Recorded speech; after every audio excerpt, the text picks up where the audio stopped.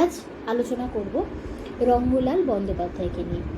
আমি এর আগের দিন ক্লাসেও বলেছি যে 19 শতক হচ্ছে এমন একটা সময় পর্ব, যে সময় পর্বে মানুষ খুব অস্থিরতার একটা বাতাবরণের মধ্যে দিয়ে যাচ্ছিল। বিভিন্ন রকমের দু ধরনের সংস্কৃতির মেলবন্ধন ঘটছে। মানুষের এমন একটা পরিস্থিতির মধ্যে চলে গিয়েছে যে কোনটা গ্রহণ করবে, কোনটা গ্রহণ করবে না, কোনটা বর্জন করবে, কোনটা বর্জন করবে না, এরকম একটা দোলাচলতার মধ্যে দিয়ে প্রতি মুহূর্তে অগ্রসর হচ্ছে। এরকম একটা পরিস্থিতিতে দাঁড়িয়ে সেই সময় প্রেক্ষাপটে আমাদের আলোচনার বিষয় হচ্ছে, সেই প্রেক্ষাপটে দাঁড়িয়ে কিছু প্রতিনিধি স্থানীয় কবি আমাদের সিলেবাসে রয়েছেন, তাদের কাব্য রচনা, তাদের জন্ম পরিচয়, তাদের কর্মজীবন, এই বিষয়গুলো নিয়ে আমাদের আলোচনা করতে হবে। তো সেই প্রেক্ষাপটে দাঁড়িয়ে ঈশ্বর গুপ্তের কথা আমরা এর আগের দিন বলেছি যে তিনি এমন একজন মানুষ ছিলেন যিনি কেমন ছিলেন না, এমন একটা দ্বৈত রূপ ছিল তার, যে তিনি কিছু কিছু ক্ষেত্রে খুব আধুনিকতার পরিচয় দিয়েছেন, আবার কিছু কিছু ক্ষেত্রে তিনি কিন্তু খুব প্রাচীনপন্থী ছিলেন। তো আমি বলেছিলাম এর আগের দিন ক্লাসটা এভাবেই শেষ করেছিলাম যে তিনি এমন একজন মানুষ ছিলেন 19 শতককে যদি আমরা একটা মানুষ হিসাবে চিন্তা করি, তাহলে 19 শতকের যেরকম একটা খুব আধুনিকতার দিক আছে, আবার একটা খুব প্রাচীন দিক রয়েছে, প্রাচীনপন্থী দিক রয়েছে। এমন নয় যে প্রাচীন মাত্রই তা আধুনিক হবে না। আমি বলতে চাইছি একটা এমন দিক আছে 19 শতকের, যে দিকটা হচ্ছে একটু রক্ষণশীল অর্থে একটু গোড়া, সেই অর্থে রক্ষণশীল। আরেকটা দিক হচ্ছে যেটা খোলা হাওয়ার মতো, অচলায়তন ভেঙে দেওয়ার দিক। তো সেই রকম একটা যুগ, যার একদিকে অচলায়তন, আরেকদিকে সেই অচলায়তনের যে স্থবিরতা, সেটাকে ভেঙে দেওয়ার মতো একটা শক্তি, একটা হাওয়া, একটা নবজাগরণের হাওয়া। তো এই যে এই শতকটাই এরকম, এই শতকটাকে যদি আমরা একটা মানুষ হিসাবে বিচার করি, তাহলে এই শতকটা কীরকম, একটা দ্বৈত মানসিকতা আছে এই শতকটার মধ্যে। তো ঈশ্বর গুপ্তও খানিকটা সেরকম ছিলেন।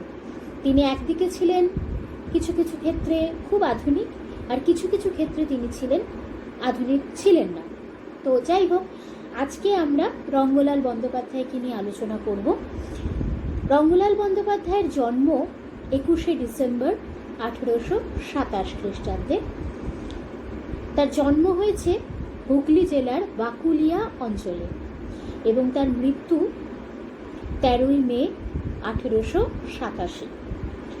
তাহলে আমরা বুঝতে পারছি যে রঙ্গলাল বন্দ্যোপাধ্যায়ও এমন একটা সময়ে জন্মগ্রহণ করেছেন এবং মৃত্যুবরণ করেছেন। দেখো, 1827 থেকে 1887 এই সময় পর্বটা বুঝতেই পারছি একটা দোলাচলতার পর্ব। তাহলে এই রঙ্গলাল বন্দ্যোপাধ্যায়ও কিন্তু এমনই এক সময়ের কবি, যে সময়টা অত্যন্ত দ্বিধান নিয়ে মানুষের পথ চলছে মানুষের।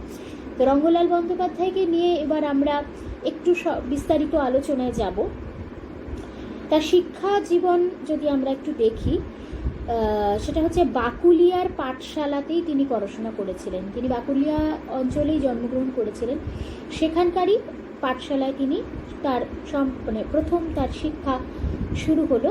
তারপর সেখানে একটা মিশনারি স্কুল ছিল, সেই মিশনারি স্কুলে তিনি পড়াশোনা করেছেন, এবং তারপরে তার উচ্চশিক্ষা লাভ হয়, এবং তার উচ্চশিক্ষা তিনি লাভ করেন কোথা থেকে না, কলকাতা নয়, হুগলি মহসিন কলেজ, সেই কলেজ থেকে তিনি উচ্চশিক্ষা লাভ করেন। এবার যদি তার একটু কর্মজীবনের দিকে আমরা তাকাই, আমরা ঈশ্বর গুপ্ত পড়ার সময় আলোচনা করেছিলাম যে ঈশ্বর গুপ্তের, আমি বলেছিলাম তিনি ঈশ্বর গুপ্ত বিভিন্ন পত্রিকা সম্পাদনা করেছিলেন। আলোচনা করেছি বিস্তারিতভাবে, সাল বলেছি, সবই বলেছি। সেখানে একটা খুব গুরুত্বপূর্ণ কথা বলেছিলাম যে জিনিসটা মনে রাখতেই হবে, সেটা হচ্ছে ঈশ্বর গুপ্তের সংবাদ প্রভাকর এই পত্রিকাটার কথা। তো সেই সংবাদ প্রভাকর, আশা করি মনে আছে সংবাদ প্রভাকর পত্রিকার কথা। তো সেই সংবাদ প্রভাকর পত্রিকায় কিন্তু রঙ্গলাল বন্দ্যোপাধ্যায় নিয়মিত লিখতেন। নিয়মিত বলতে প্রথমে তো বলেছিলাম সংবাদ প্রভাকর ছিল সাপ্তাহিক পত্রিকা, তারপরে সেটা দৈনিক পত্রিকা হয়। তো রঙ্গলাল বন্দ্যোপাধ্যায় নিয়মিত লেখক ছিলেন, মানে লেখক হিসেবে সংবাদ প্রভাকরের সঙ্গে যুক্ত ছিলেন। এছাড়া তিনি 1855 সালে এডুকেশন গেজেট একটা পত্রিকা, তখন খুব নাম করা একটা পত্রিকা ছিল এডুকেশন গেজেট, সেই পত্রিকার সহ সম্পাদক ছিলেন, মানে নিযুক্ত হয়েছিলেন সহ সম্পাদক হিসেবে। 1856 খ্রিস্টাব্দে বার্তাবহ পত্রিকার সম্পাদক হলেন। তারপরে যেটা খুব গুরুত্বপূর্ণ একটা তথ্য, সেটা হচ্ছে তিনি শুধুমাত্র যে বাংলা পত্রিকার সঙ্গে যুক্ত ছিলেন তা কিন্তু নয়, তিনি উৎকল দর্পণ বলে একটা উড়িয়া সংবাদপত্র, সেটাও তিনি প্রকাশ করেছিলেন। কি নাম? উৎকল দর্পণ। এটা খুব গুরুত্বপূর্ণ একটা প্রশ্ন। এরপরে তিনি 1860 খ্রিস্টাব্দে প্রেসিডেন্সি কলেজে তিনি 6 মাস অধ্যাপনা করেছিলেন, কিন্তু 6 মাস অধ্যাপনা করার পরে তিনি আর অধ্যাপনার জগতে থাকেননি। তিনি ডেপুটি কালেক্টর হয়ে, ডেপুটি ম্যাজিস্ট্রেট হয়ে তিনি অন্য ধরনের পেশার সঙ্গে যুক্ত হয়েছিলেন।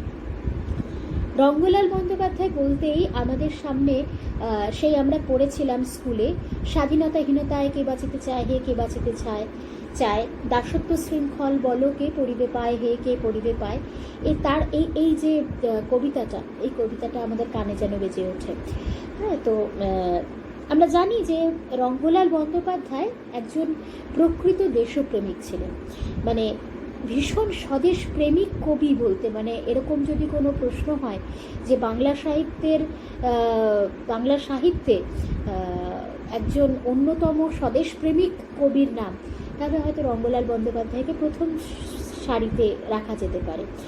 তার বেশ কিছু উল্লেখযোগ্য কাব্যগ্রন্থের নাম আমি উল্লেখ করছি, যেমন পদ্মিনী উপাখ্যান, এটা ভীষণ একটি গুরুত্বপূর্ণ কাব্যগ্রন্থ বাংলা সাহিত্যের ইতিহাসে।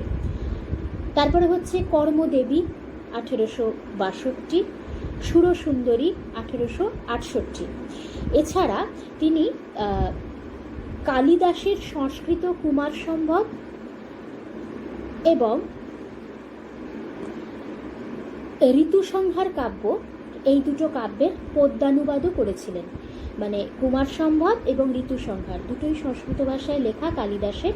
তো 1872 সালে তিনি এই দুটোরই পদ্যানুবাদ করেছিলেন, মানে পদ্যতে অনুবাদ করেছিলেন, বাংলা ভাষায় পদ্যতে অনুবাদ করেছিলেন। 1879 সালে রচিত কাঞ্চি কাবেরী কাব্যগ্রন্থ, তিনি কাঞ্চি কাবেরী বলে একটি কাব্যগ্রন্থ রচনা করেছিলেন, সেটা 1879 সালে রচিত, এবং সেই কাব্যগ্রন্থ প্রাচীন ওড়িয়া কাব্যের অনুসরণে লিখেছিলেন। তাহলে আমরা বুঝতে পারছি রঙ্গলাল বন্দ্যোপাধ্যায় কিন্তু শুধুমাত্র বাংলার সঙ্গে নয়, ওড়িয়া ভাষার সঙ্গেও তিনি কিন্তু যথেষ্ট তার একটা আদান প্রদান ছিল, মানে তার একটা ভাব ভালোবাসা বা তার একটা যোগাযোগ ছিল বলা যেতে পারে ওড়িয়া ভাষার সঙ্গে। ওড়িয়া কাব্যের অনুসরণে তিনি তার কাব্যগ্রন্থ নির্মাণ করেছিলেন। এটাও কিন্তু খুব গুরুত্বপূর্ণ একটা ছোট প্রশ্ন, সেটা হচ্ছে এই যে 1879 সালে রচিত কাঞ্চি কাবেরী কাব্যগ্রন্থ প্রাচীন উড়িয়া কাব্যের অনুসরণে লেখা হয়েছিল। তো এমন একটা প্রশ্ন আসতেই পারে যে উড়িয়া কাব্যগ্রন্থের অনুসরণে লেখা একটি কাব্যগ্রন্থের নাম করো রঙ্গলাল বন্দ্যোপাধ্যায়, তারে হবে কাঞ্চি কাবেরী 1879 সালে। এরপরে তিনি মুকুন্দরামের কবিকঙ্কন চণ্ডী আমরা জানি, সেটা সম্পাদনা করেছিলেন, সেই সালটা হচ্ছে 1882।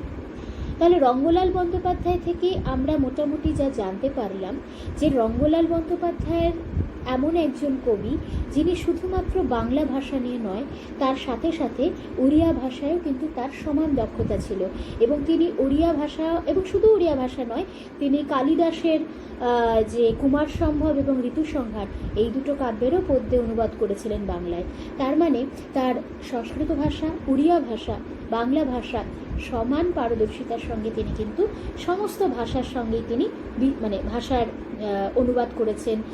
মানে তার বিচরণটা শুধুমাত্র বাংলার সাহিত্যের ভেতরে ছিল না, তার বিচরণটা কিন্তু ওড়িয়া ভাষার সাহিত্যে যেমন ছিল সংস্কৃত সাহিত্য সেরকম ছিল।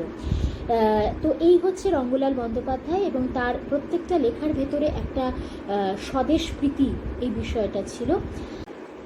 আজকে আমরা আচ্ছা, আরেকবার যেটা আমি এর আগের দিনও বলেছি যে তোমাদের আমি বলছি তোমরা একটা আলাদা ডায়েরি বা খাতা তৈরি করো, যেখানে তোমরা প্রতিদিন আমি যে জিনিসগুলো পড়াচ্ছি, যেমন একদম প্রথম দিনের ক্লাসে, মানে এর আগের যে ক্লাসটা আমি নিয়েছি 19 শতকের কিছু পড়িয়েছি, তার সঙ্গে ঈশ্বরগুপ্ত পড়িয়েছি, তো সেই বিষয়গুলো লিখবে। আজকে যে পড়ালাম রঙ্গলাল বন্দ্যোপাধ্যায় এর সম্বন্ধে যাবতীয় কিছু ইনফরমেশন যেগুলো দিলাম, সেই তথ্যগুলো তোমরা খাতায় লিখে রাখবে। প্রত্যেক দিনের ভিডিও দেখে দেখে যদি খাতায় লিখে রাখো, তাহলে আমাদের এই যে ভিডিওগুলো আমি দিচ্ছি, এই ভিডিওগুলো শেষ হতে থাকবে, এবং খাতাটাও কিন্তু ছোট প্রশ্নগুলো কিন্তু খাতায় মানে ভর্তি হতে থাকবে, এরকম একটা ব্যাপার হবে। তো যদি পরবর্তীতে প্রশ্নগুলো জমে যায়, তাহলে কিন্তু সমস্ত ভিডিও আবার দেখে নতুন করে প্রশ্ন লিখে দেওয়া, মানে প্রশ্ন তোমাদের শুনে শুনে এই ভিডিও দেখে দেখে লেখাটা অসুবিধে হবে। আমি ক্লাস যখন অনলাইন তো এখন তো নিতে হচ্ছে, কিন্তু যখন আমি এমনিতে ক্লাস নিই, কলেজে ক্লাস নিই, তো তোমরা নিজেরাও জানো ছোট প্রশ্ন আমি যতটা সম্ভব লিখিয়ে দিই। বড় প্রশ্ন আমি লিখাই না, কারণ বড় প্রশ্নটা ওরকম নোট দেওয়ার আমি পক্ষপাতী নই। তোমরা জানো, 3rd সেমিস্টারে পড়ো যখন, আমার পড়ানোর সঙ্গে তোমরা অভ্যস্ত। বড় প্রশ্নটা সবসময় নিজের মতামতের উপর ডিপেন্ড করে। আমি বলে দিলাম, তোমরা নোট টুকে নিলে, সেটাতে আমি ভীষণ বিরোধী এই বিষয়টার সঙ্গে। তো সেই জন্য বড় প্রশ্ন তোমরা অনেকবার লেখাতে বলো, কিন্তু আমি বড় প্রশ্ন কোনোদিনই লেখাবো না। কারণ বড় প্রশ্ন লেখানো মানে আমার নিজের মত তোমার উপর চাপিয়ে দেওয়া, যেটা কোনোদিনই করা উচিত নয়, কোনোভাবেই করা উচিত নয়। তো সেই জন্য নোট দেওয়ার পক্ষপাতী আমি নই বলে বড় প্রশ্ন তো আমি তোমাদের বলবো না। তবে হ্যাঁ, ছোট প্রশ্ন আমি বরাবর তোমাদের বলে দিই, তোমরা সেটা লিখে নাও।